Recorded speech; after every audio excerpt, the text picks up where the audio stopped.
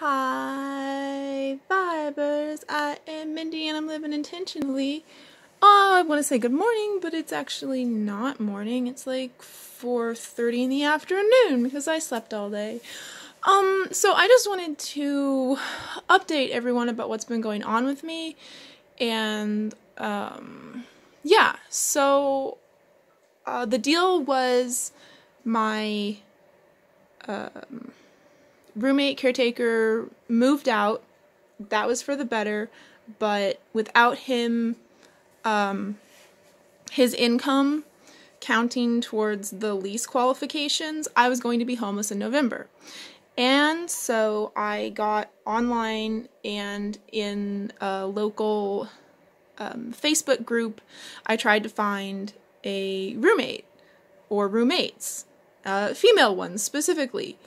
And I met one person who, roommate being did not work out, but we've been in contact, and it's somebody who has a chronic invisible illness and is like spiritual and really cool. So it's like I made a friend instead of a roommate, and yay, that's really cool. And then her partner is like a really cool guy who I've been getting along with and talking to in text, and it's just been like super cool. Like, it's like, did I really make friends IRL? Like, did that happen? But you know, like meeting those people and like making new friendships like didn't solve my impending doom. But I met someone in real life at the mall while I was hanging out, and I thought that he was a good guy. I thought that he and I shared the same values.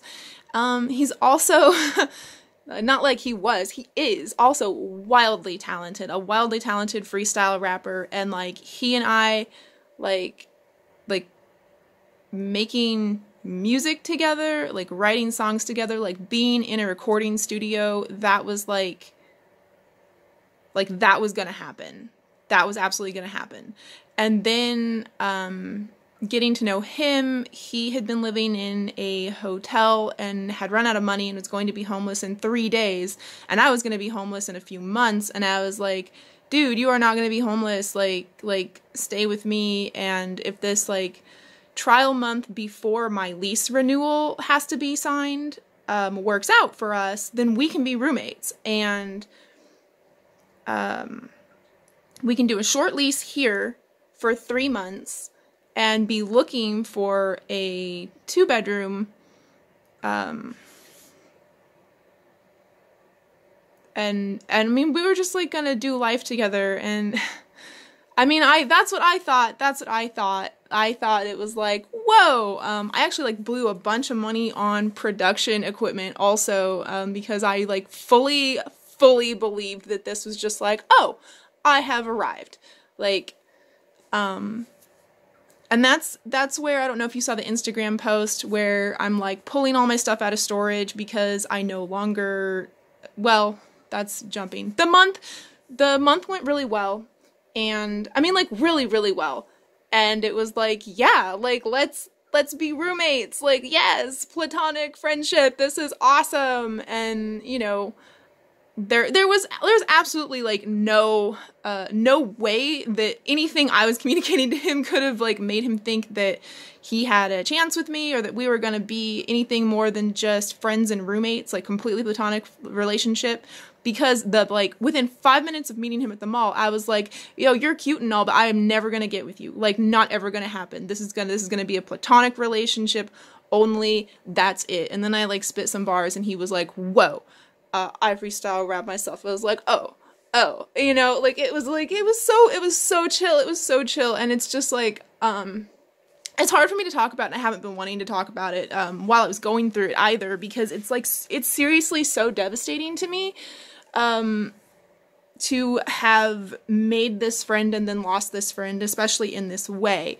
So the first month when he wasn't on the lease was great. And then he got on the lease, and it was just like night and day, just like not cleaning up after himself, and then like a constant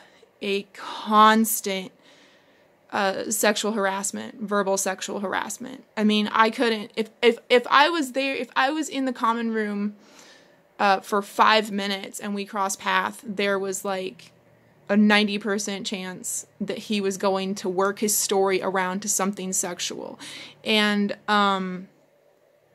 not like, I mean, I guess I'll just say it, like telling me that he's thinking about me while he's eating his cum, you know, like that's like every day. And it was just like horrible. Because obviously this is someone who has experienced trauma, and there's demons that they haven't slayed themselves, but it's not my job to slay those demons. Like, I will help, I'm your supporting role, but like I got my own demons to slay, and I can help you with yours, because I know how to navigate those mental emotional waters like nobody else. But it was just like, it was just so bad. It was just so bad. And I told him in no uncertain terms to stop it, that I never want to hear his dick and my name in the same sentence ever again. I mean, hundreds of times. And when I had enough in text to present to the police, I went to the police and had to have this person who, like, I had felt like was like my new best friend, except they're really damaged, and like it would probably be okay if we weren't living together. Like, I wouldn't feel in danger of a sexual predator if we weren't living together. And maybe that's not right. Maybe that's not right at all. But it just is like, it's just so hard. It's just so hard. Cause he knows the struggle. He's got such a beautiful soul. He's a beautiful person, but there's also such a darkness in him that he is a sexual predator. And like, that's how it be. That's how it be. In my experience, like, that's almost exclusively how it is. Like male or female, like everyone I meet, like there's some problem that makes them problematic for my well-being, and it just sucks. It's just so hard. So I do want to speak to some incompatibility that, like, I maybe could have like taken a hint, had a clue.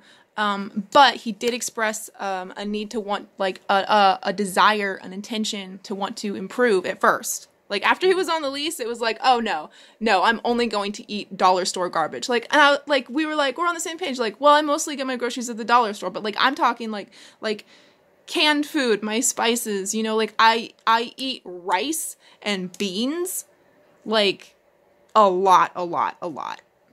I eat really minimally, I eat really healthily, and that is where he and I did not line up. Like, when he was like, oh, I eat only from the dollar store too, like, he meant like all, like, the junk that I would never touch, the frozen stuff, the oatmeal pies, like,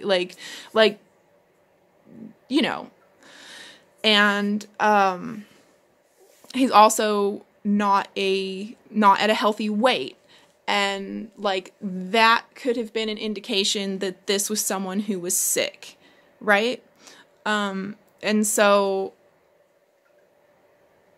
it was making an allowance, because, like, I've been, like, sitting here thinking, like, dude, I don't want anybody in my life who, like, isn't, like, on board with, like, thriving, you know? But he did say he wanted to eat better, and, like, at first it was, like, he was, like, ready to, like, you know, like, listen and learn from an elder, me.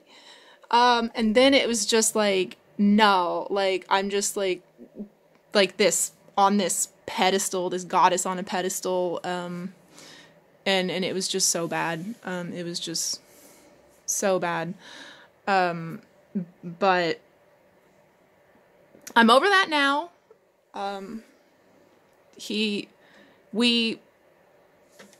We parted ways. I did not press charges because I didn't need to, in order What I did was I called the police and I was like, look, this is what's going on. This is all. And I gave them everything for the case. And they're like, oh, wow. Yeah, this is text message after text message. This is months of evidence that this was never wanted by you. We can see that. And then I spoke to my roommate and was like, look, I gave all this to the police. You have been sexually harassing me. I need you to leave. I gave you every opportunity to stop. I asked you. I told you. I stood in front of you with a knife drawn. Like, there's nothing. There's nothing left for us. We're done. You need to leave. And he was like, okay, well, I need to get this paycheck from this new job, and then I will be out. And like, this is someone who, despite having this darkness in them, is like a very honorable, respectful, decent human being. And so when he said that, I believed him. And that is what happened. He left respectfully of his own accord. I did not need to press charges. I did not need to bring the law into a mental health issue of a case. But I did give him the information for Johnson County Mental Health, and I encouraged him to get help. But we are like, he's done. I hope that he does get help. And if I come up before he does, like, I absolutely want to collaborate with him and like be in a studio, just not be alone in a room with him, you know? And I hope that he wants that for me too, if he comes up. But yeah, so I've just been, looking, cause I had that it gave me like this 3 months window to like look for housing more. And I've got a lot of irons in the fire now. And I like, if all of this effort, because I'm not just waiting for time to run out, like I am working so hard at finding housing. If all of this it goes down and I still end up homeless, like I'm not even mad about it. I tried my hardest. I did my best. It's just not meant to be if I don't find a home now. And like, I don't really stress about it. I just live presently, and presently I'm just packing. Just, that's what I do. I just pack every opportunity that I have between my sick days. Pack. So that's what's going on with me. That's the big update. Living alone again. I'm perfectly safe in my home, and I will be here until March 7th. So pray, hold hope, hold light, believe, request from the universe, send good vibes. Like, I deserve safety. I deserve a home. I don't deserve to be living on the street. I just don't. So I love you. Thank you for watching. If you dig my vibe, subscribe. Love and light. Bye-bye.